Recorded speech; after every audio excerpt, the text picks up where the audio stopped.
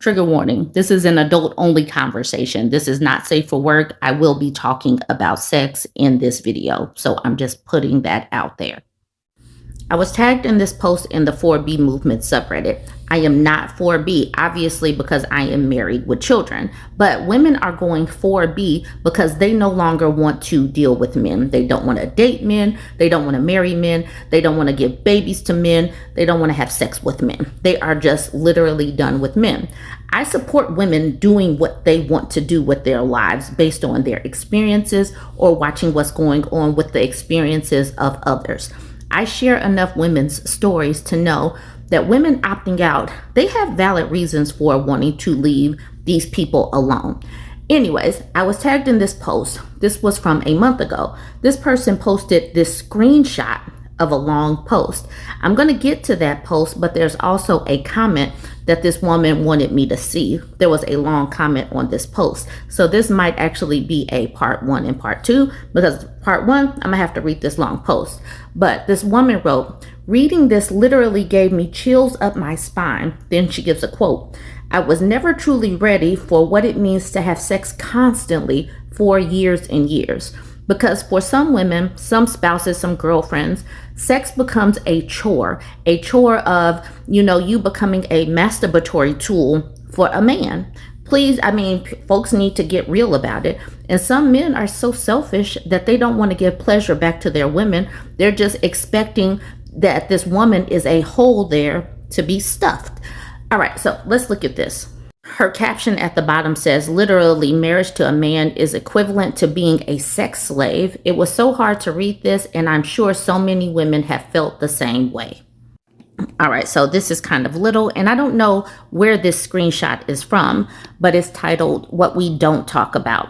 She says, yesterday, I was on the Breaking Mom subreddit, and I saw a post on a woman who says something I feel most women go through, but can never really talk about because we don't have the language for it.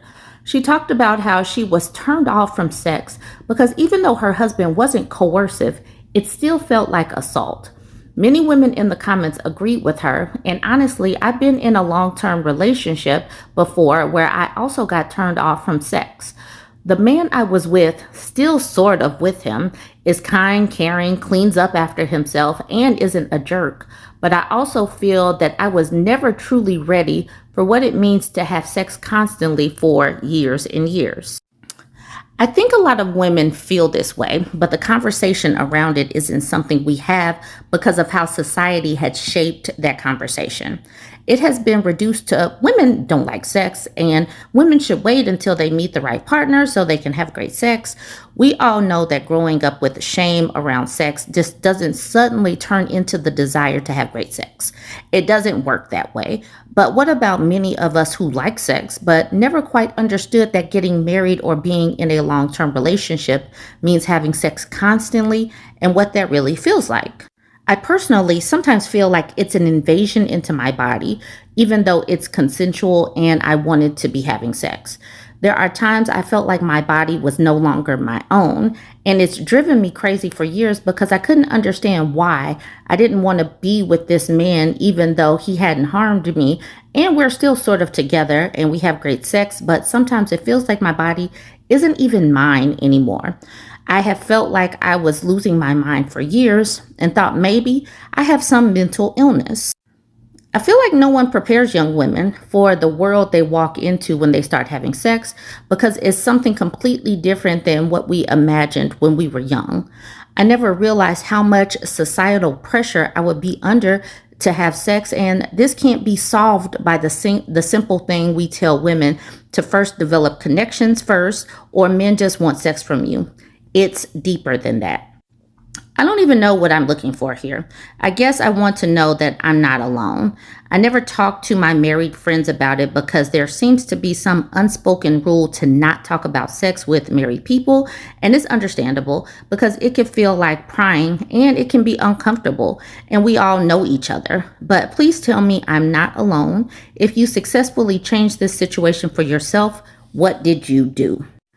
I think in this country, we have an unhealthy relationship with sex. On one hand, it's like modesty is everything. But then on the other hand, you see people that are so hypersexual, but so many people that don't know their bodies. And for women, it's a shame to learn your bodies or to touch yourself or to expect pleasure or to speak up on boundaries or things that you like.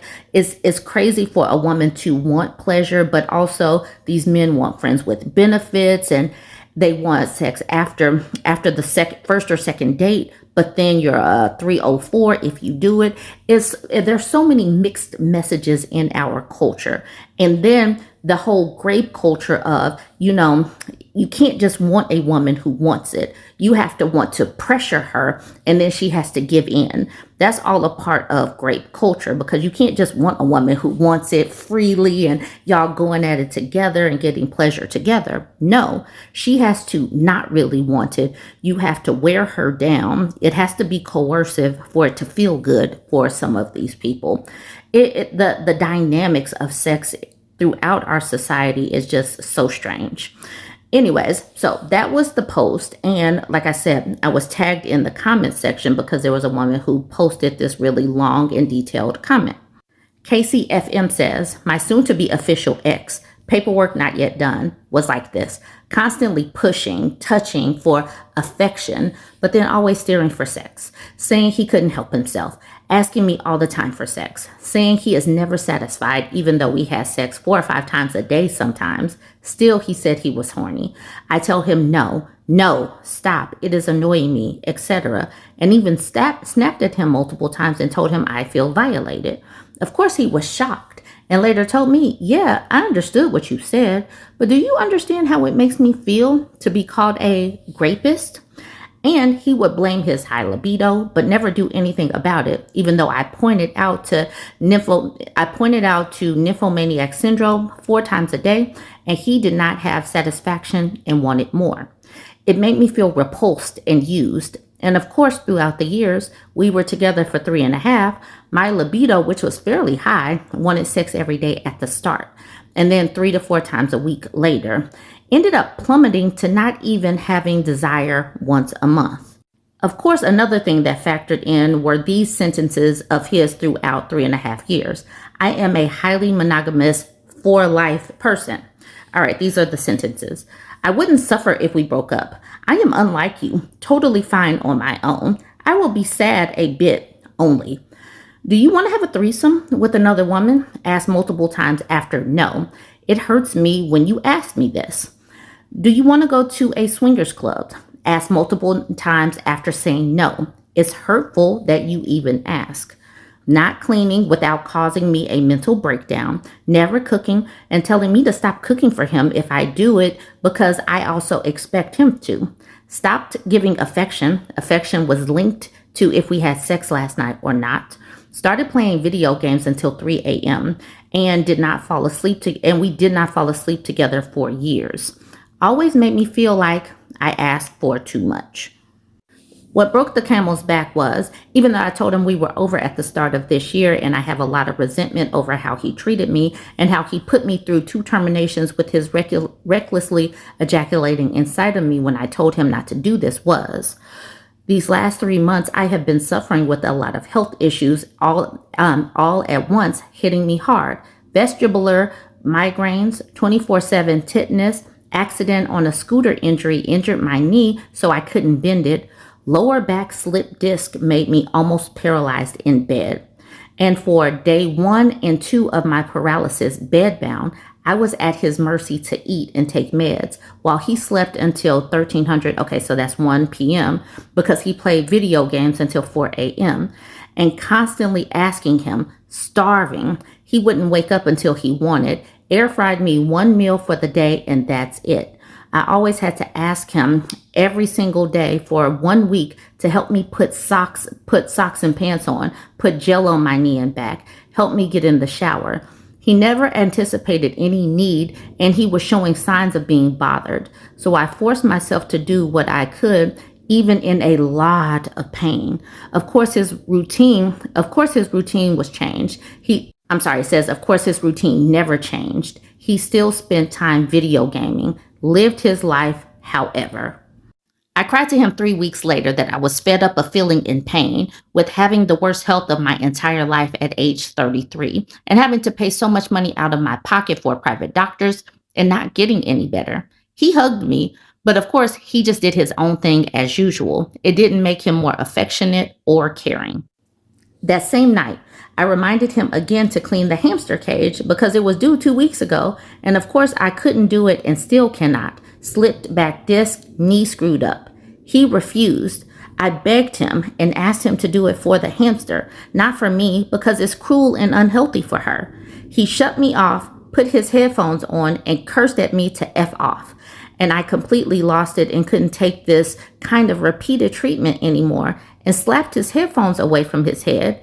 He was going to continue playing video games. In the process, I scratched him with one nail, not a lot, but it did draw blood. I also said angrily, who the F are you talking to? Who the F are you talking to like that? He looked at me shocked and said, so you are hitting me now? And I told him I was aiming for the headphones, not your face. He called the police and said I was very violent and aggressive. When the police came, he told them I hit his face really hard, showed them the scratch near his ear, and wanted to press charges. I explained to the other police officer my intention wasn't to hurt him, but to take my anger out on his headphones, grab them, and throw them away. And while doing this, I accidentally scratched him. My intention wasn't to hit his face. The police did see he had no other marks, red face, or bruises or whatever, and really were not convinced by the story he put on that I slapped his face, hit his face, etc. And they left after making sure whether he wanted or did not want to press criminal charges against me, where they explained to him what that means, court hearings, proof required, etc. In the end, he said not to press charges, but he wants something in writing and chuckled saying, I wonder how you guys would react if I were a woman. So yeah, long rant over. He has yet to move out. I cannot wait for the day that he leaves. I paid for all appliances, furniture in this rental. I loaned him money for 2 cars he bought. He paid it back, but in a long time.